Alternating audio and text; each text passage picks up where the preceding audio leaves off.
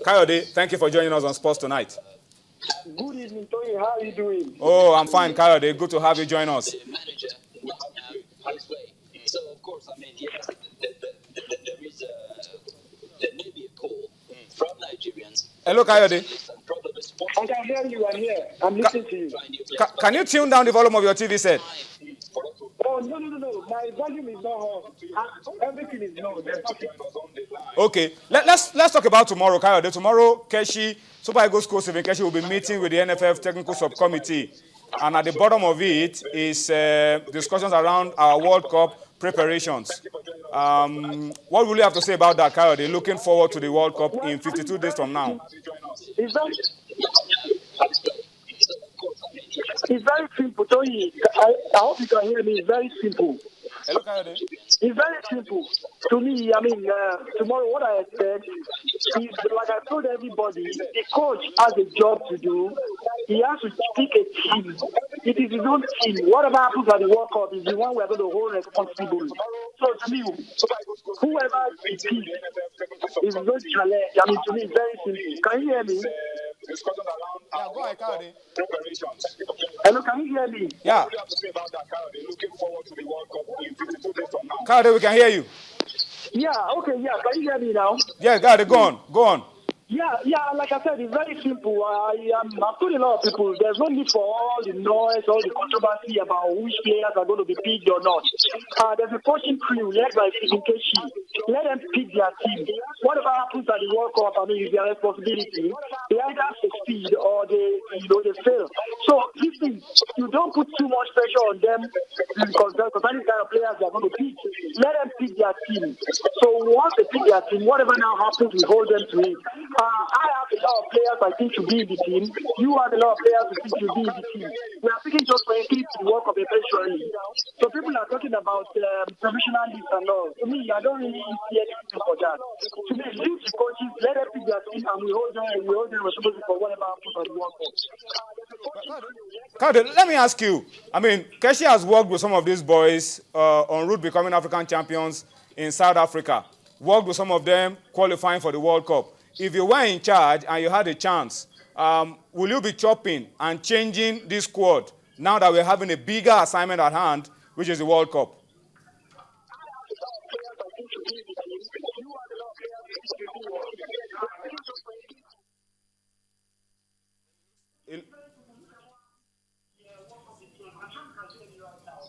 I think we're having feedback problems with.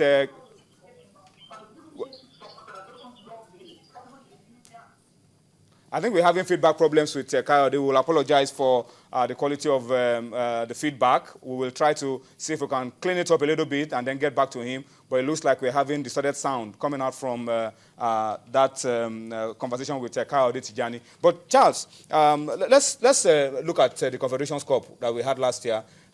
People are worried that the African game is a different level from the world game, and the Confederations Cup was a big proof of what we could see at the World Cup in terms of Super Eagles preparations. Victory over Tahiti, a loss to Uruguay, a loss to Spain, and we were out. And people are afraid that if we don't go with a different attitude, a different mentality, we could be having problems at the World Cup. But let's not forget that after the Confederations Cup, there was also a Super Eagles versus Italy friendly match. And we're talking about former world champions in London.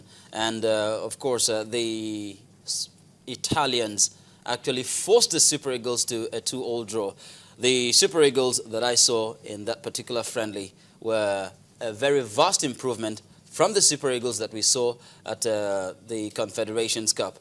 So I don't think it's anything to worry about now. It's all about attitude. It's all about confidence. It's all about self-belief.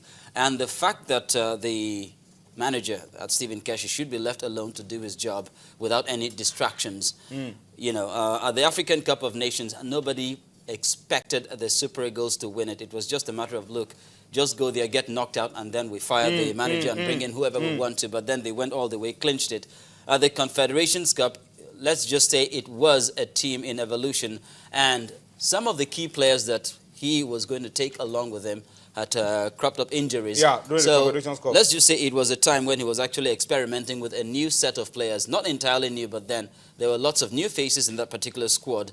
yes, a victory against Tahiti, a very massive one at that, but then, you know, he was also playing against squads that had been together for a longer period than the Super Eagles themselves. So there was a very vast improvement when the Super Eagles eventually met up with Italy in England. And I'm sure by the time Nigeria hits Brazil, there will be an even better improvement in that particular lineup. And that's the game you're talking about, Nigeria against Italy in London. Good test for the Super Eagles. Went behind, came back, took the lead, and of course lost the lead, and the game ended 2-2. But I think it was a good test because after this game, was a fantastic they had another test. friendly against Mexico. It was more like an away game, and this is Bradike. Unfortunately, Bradike is out. Injured, out of the World Cup, but then the likes of Shala Ameobi, Emmanuel Emenike can always bring plenty of firepower and to the Eagles as we look forward to the World Cup. Let's go on a quick break now. When we return from this break, we'll just touch up a little bit on grassroots. Tell you about Channels Kids Cup, and then tell you about a few grassroots events, and then we will have time to look at what happened over the weekend in the Globe Premier League and in the Nigerian National League on Sports Tonight. Join us again. Well, on paper, you could say that Kaduna United were coming to give Abia Warriors the baptism of fire in the Globe Premier League. But by the time you've looked at the galaxy of stars, established stars that are parading for Abia Warriors, I was tempted to call them Enyimba. That's their more illustrious sister club here in Abia State. But when you look at the galaxy of stars there on your side, you will realize that this really is going to be quite a battle. And you can see some of the names already. Chowe Mimo, Bonayo Kemiri, and quite a number of them, including a couple of players from outside the shores of Nigeria. And here we go. The first Premier League match to be played in Umuahia. And the first match in the Globe Premier League for Abia Warriors. Good touches to the ball, especially from the Enyimba skipper. And the flag will stay down there. The goalkeeper had to come out, and the goalkeeper makes contact with the ball. And the referee says,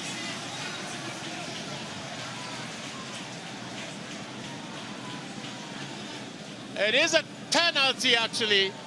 And that's the decision of center referee Benjamin Ode from Abuja, the Federal Capital Territory. There you have it. Let's see what happened. The goalkeeper, not quite strong, but the goalkeeper must be blamed for this one. Very experienced goalkeeper. Should have known what to do.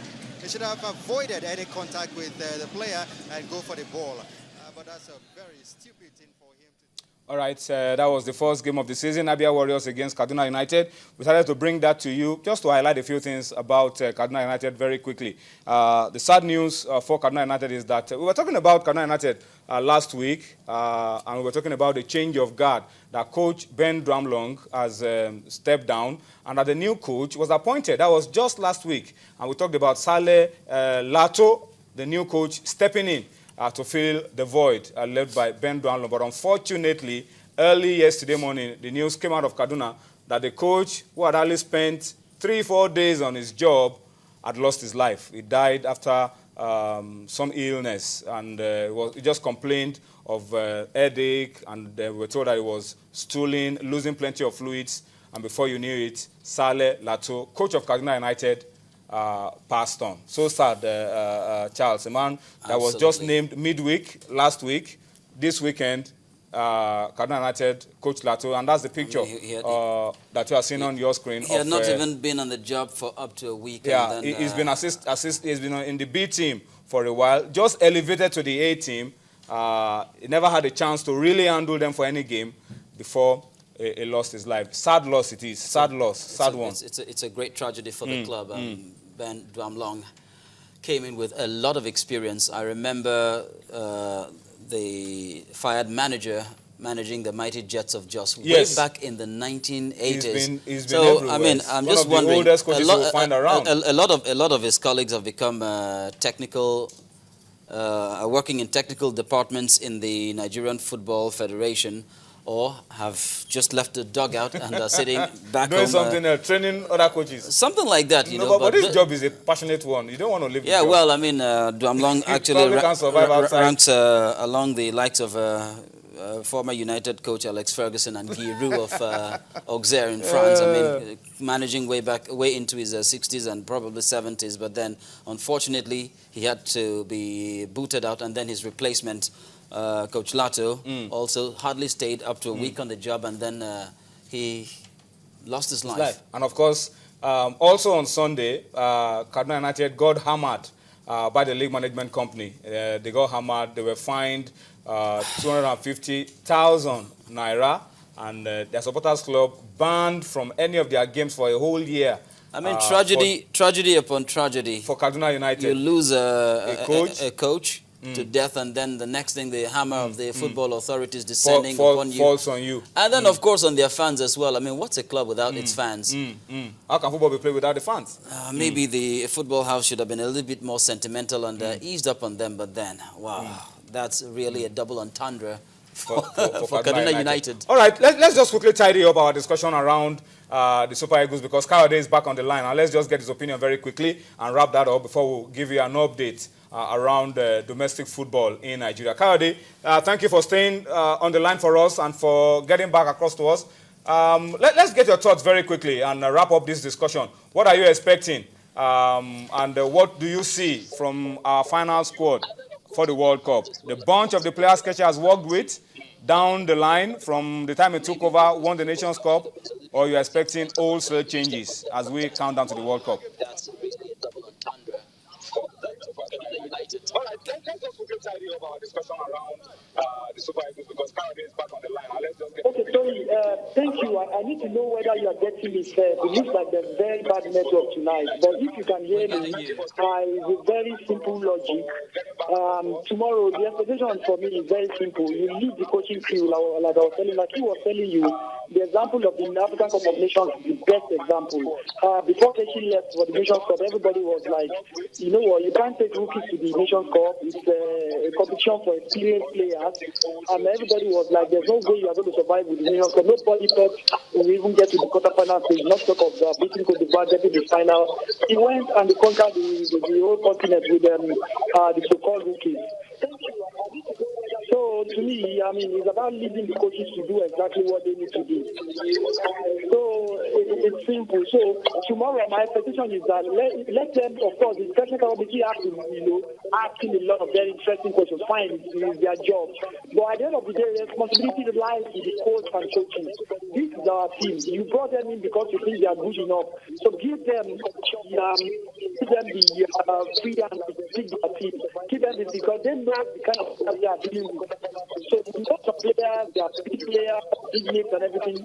But it depends on what the coaches want.